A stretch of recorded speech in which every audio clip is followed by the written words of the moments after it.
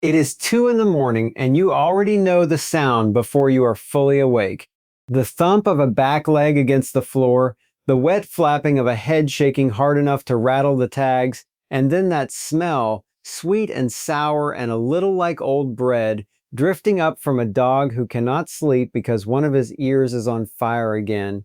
You have lifted that flap and looked inside. Brown, waxy gunk, sometimes almost black, packed down deep where your finger will not reach. And the worst part is that you have been here before. You cleaned it last month. The vet cleared it 3 weeks ago. It came back anyway, and somewhere in a drawer is a folder of receipts that says you have paid to fix this same ear 4 times this year. There is a real reason it keeps coming back, and it is not the one the cleaning bottle implies. It traces straight back to something sitting in your dog's bowl, and to a separate bag of food that was sold to a lot of us as the cure, wearing one clinical sounding word that a group of owners would eventually drag the biggest names in the business into federal court over. Stay with me even if your dog is 12. Even if you have run this exact loop so many times you have stopped believing it can end. It can end. I have watched it end. But you have to stop treating the ear, and I am going to show you exactly what that means. Let me start with the part that makes people quietly furious once they add it up, which is the money. Go pull your own receipts and you will probably find a version of what I found. The office visit to be told it is an ear infection, which you already knew. The ear cytology fee, where they swab it and look at it under a microscope. Then the cleaner and the medicated drops, the little bottle that costs more than you expect. Then the recheck visit 2 weeks later because they want to see it again, which is another visit fee. One owner I traded messages with had spent $600 in 3 months on a single dog, and the ear came back within weeks of every single treatment. Another had been in 4 times in 6 months. This is not because anyone is doing anything dramatic. It is because each visit treats the thing in the ear, and the thing in the ear is not the thing causing the problem. So it comes back and the meter runs again, and after a year you have paid enough to feel like a fool, except you are not a fool. You did exactly what you were told. Here is the loop, and I want you to see it clearly because the whole rest of this depends on it. The dog scratches, you clean and medicate, it clears up, you feel relief. A few weeks later, it is back, often worse, often the other ear too. You go back in, they clear it again, and slowly the ear canal itself starts to change. It gets a little swollen, a little thickened, the skin inside gets leathery, and a thickened canal holds less air and more moisture, which makes the next infection easier than the last. The loop tightens. Eventually, you have a dog whose ears are just bad now. That is the story you tell yourself. That is just how he is. He is not built that way. Something is feeding it, and almost nobody in that cycle ever points you at where it actually comes from. I know this loop from the inside because I ran it myself with my own dog, an old shepherd mix who started shaking his head one winter and did not really stop.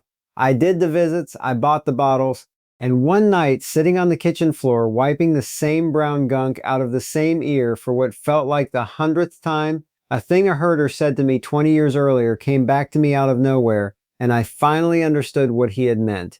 Because I did not learn the answer to this in a clinic.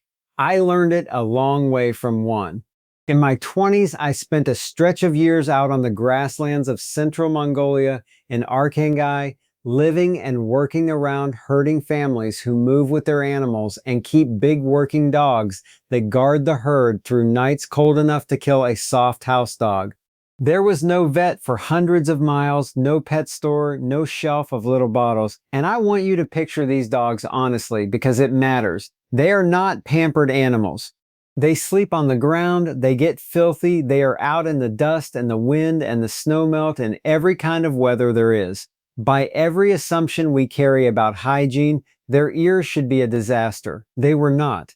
I crouched next to an old guard dog one afternoon outside the jur of a herder named Bat Bayar, a quiet, square-handed man who had kept dogs his whole life, and I did the thing I knew how to do. I lifted the dog's ear and looked. Clean. Pale and dry and cool inside. Not a trace of the brown sludge I had scooped out of so many dogs back home. This was a senior animal who had never once in his life had a thing put in his ears. I asked Bat Bayar what they did for the dog's ears. He looked at me like I had asked what they did for the dog's elbows. Nothing. They did nothing. He said, and I am giving you the sense of it, that a dog's ear only goes bad when something inside the dog has gone wrong, and you do not fix the inside by digging at the ear. Then he nodded at the dogs gnawing on scraps by the fire, and that was the whole answer. I just was not ready to hear it yet. What I understood eventually is the part the bottle never tells you, so let me give it to you plainly. That brown or black waxy gunk in your dog's ear is the overwhelming majority of the time yeast. There is a specific strain that lives on dogs called malassezia, and a little of it is normal. It rides along on the skin of every dog, including the clean-eared ones out on the step. It only becomes a problem when it overgrows, when something tips the ear into being the warm, damp, slightly inflamed place where yeast can bloom out of control. So the real question was never how do I kill the yeast in the ear? That overgrowth is only a symptom. The real question is what keeps tipping this dog's ears into the condition where yeast takes over again and again on a schedule? And the answer for most dogs with recurring ears is allergy. Usually a food the dog reacts to. The body meets something it treats as an enemy. Low-grade inflammation simmers under the skin. The ears and the paws are where it vents because they are warm and moist and easy for yeast to colonize, and so the ear flares. You clean it, the food is still in the bowl tomorrow morning. The inflammation never stopped. The yeast comes back. That is the whole loop, and it runs on whatever is in the bowl. Out on the step, those dogs eat meat, scraps, organ, bone, the leavings of the animals, milk, solids, the things a working dog has eaten alongside humans for thousands of years. What they do not eat is a bag of food that is mostly starch, and nobody in the clinic frames this part for you. A lot of commercial dog food, especially the dry kind, is built on a heavy base of cheap carbohydrate, corn, wheat, rice, potato, because starch is what holds a dry pellet together and it is cheap to ship.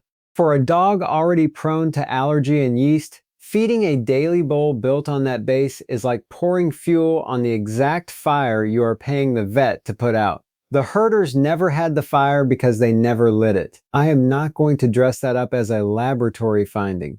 It is what people who keep dogs off the bag see with their own eyes, and once you have watched it yourself, you stop needing a study to believe it. And I want you to understand that this is not some ancient secret that only survives out on the steppe. It was normal here in living memory. Your grandfather's dog never ate a thing out of a bag. It ate off the table and off the farm, scraps and bones and whatever the kitchen had, and it lived a long, sound life without a shelf of bottles. Dogs sat beside us at the fire eating what we ate for thousands of years before any of this. The dry bag you were told was the only safe option is barely 70 years old. It came up in the middle of the last century, built around grain milling leftovers and the need to sell cheap, shelf-stable feed, and within about 2 generations it had convinced almost everyone that the way dogs had eaten for millennia was suddenly dangerous and a factory pellet was the responsible choice. That is how recent the loss is. This was very nearly still ordinary, which is exactly why the bag that replaced it and the costlier bag they hand you when that first one makes your dog sick is worth looking at hard. So let me give you what to actually do, because there are 2 halves to this and most people only ever get one of them. The first half calms the ear you are looking at right now, and you can do it cheap tonight with things from the grocery store. You are going to make a gentle ear flush. Brew a strong cup of plain green tea and let it cool, because green tea is mild and soothing and it helps loosen that waxy debris without stinging. Pour about 3/4 of a cup of the cooled tea into a clean container. Then add a small amount of apple cider vinegar, around 3 tablespoons into that much tea, no more, because vinegar is acidic and yeast hates an acidic surface, but you want it diluted way down so it stays gentle. Draw a little into a dropper or a syringe with no needle. A couple of teaspoons is plenty per ear. Tip your dog's head, fill the ear canal, and here is the part people skip. Massage the base of the ear for a good 20 or 30 seconds. You will hear it squish. That squishing is the flush breaking up the gunk down where your finger never reaches. Then let him shake and wipe out what comes up with a cotton ball or a piece of gauze. Never a cotton swab pushed down into the canal. You can do this twice a day for about 5 to 7 days while a yeasty ear settles down. If the ear is genuinely yeasty, that black waxy kind, there is a cheap thing that helps the rinse along. The same over-the-counter antifungal cream people buy for athlete's foot, the kind with clotrimazole in it, is the same class of medicine that is in a lot of the expensive little ear bottles. A large tube runs about $10 and lasts the better part of a year. A small dab worked gently into the clean ear once a day handles the yeast itself. You are paying $10 for what they hand you in a tiny tube for $30.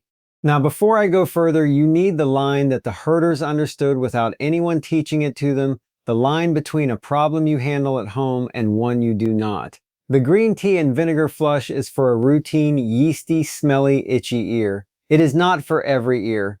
If the ear is bright red and raw, if there are open sores inside it, if the dog cries out or pulls away in real pain when you go near it, you do not put vinegar in that ear. Acid in raw, broken, painful tissue is cruel and it makes things worse.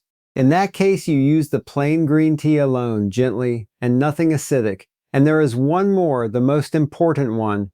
If your dog is suddenly tilting his head hard to one side, stumbling, losing his balance, or you see blood, the eardrum itself may be involved, and putting anything down into that ear, the rinse or the cream, can do real damage, including lasting harm to his hearing. That is a dog who is past what the kitchen can fix. The herders knew the difference between a bad night and a dog who was genuinely beyond their help, and they did not pretend otherwise, and neither should you. Pretending a serious thing is a small thing is the actual danger.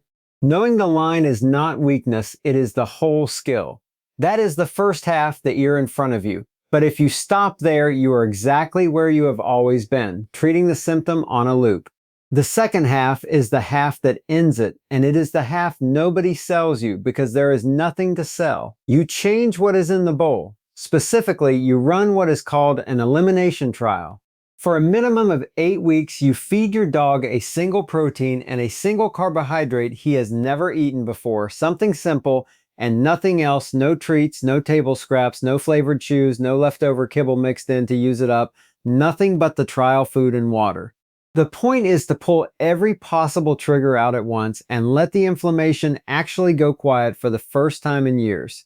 If the food was the driver, and for a huge share of these dogs it is, you will watch something you may not have seen in a long time.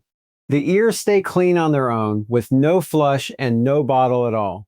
The dog stops scratching. The smell goes away and does not come back. That is not the yeast being killed. That is the fire finally going out because you stopped feeding it. And here is the move the system has waiting for you when none of the usual treatment has worked, and I want you to see it coming. There is a particular bag of food, an expensive one, that gets pushed at you exactly when you are most worn down and desperate, and there is a single clinical sounding word on the front of it doing all the work.